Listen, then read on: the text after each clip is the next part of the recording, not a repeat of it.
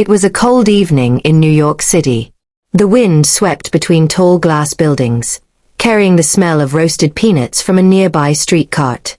Inside a cozy little bakery on Fifth Avenue, people waited in line for hot chocolate and warm pastries.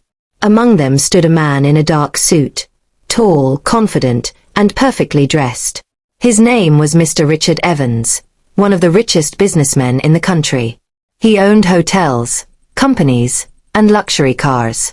But today he looked tired, lost in thought, and strangely quiet. He reached the counter, ordered a cup of coffee and a croissant, and handed the cashier his black platinum credit card. The cashier swiped it once. Then again. She frowned. "I'm sorry, sir," she said softly. "Your card's been declined." Richard blinked. "That's impossible. Try again." She did, but the same red light flashed on the machine. People behind him began whispering. Some looked at him with judgment. Others smirked. The billionaire who had everything, now standing awkwardly because his card didn't work. Richard felt heat rise to his face. He opened his wallet to look for cash. Nothing. He had left his assistant and driver outside, and he hadn't carried cash in years. "Sir, maybe you can use another card," the cashier suggested kindly. I left them at home," he admitted, his voice low. The silence grew heavy. Then, from the back of the line, a small voice said, "I can pay for him." Everyone turned to look. It was a little girl, maybe 10 years old, wearing an oversized pink jacket with torn sleeves.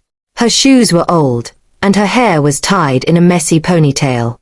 She held a few crumpled dollar bills in her hand. Richard stared at her in disbelief. "You don't need to do that," he said softly. But the girl smiled shyly. "It's okay, mister. You look like you really want your coffee." The cashier looked uncertain, but the girl placed a few bills on the counter. "I have enough," she said proudly. Richard's throat tightened. He wanted to stop her, but something about her eyes, innocent, bright, and full of kindness, made him stay silent. The girl handed him the cup and said, "My mommy says when we help someone, good things happen later." He managed to smile. "Thank you. What's your name?" "Lila," she said, grinning. "I live down the street. Mommy and I sell flowers sometimes." He nodded, unable to speak. When Richard left the bakery, his car and driver were waiting outside. His assistant hurried over, apologizing. "Sir, the bank flagged your card because of suspicious activity. It's all fixed now." But Richard wasn't listening. He looked back at the bakery window, where the little girl was now sharing cookies with her mother at a corner table. The next day, Richard returned, this time with a small bouquet of flowers and a white envelope. Inside was a letter and a check for $50,000 made out to Lila's mother, to help them build a better life. When they saw it, the woman's eyes filled with tears. "Sir, we can't take this." But he interrupted gently. "Yesterday, your daughter reminded me that kindness is worth more than money.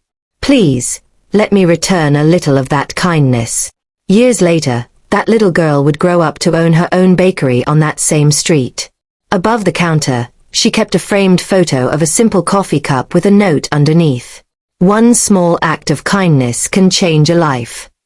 If you liked this story and want more heart-touching tales like this one, please subscribe. Your support helps me share more stories that warm the heart.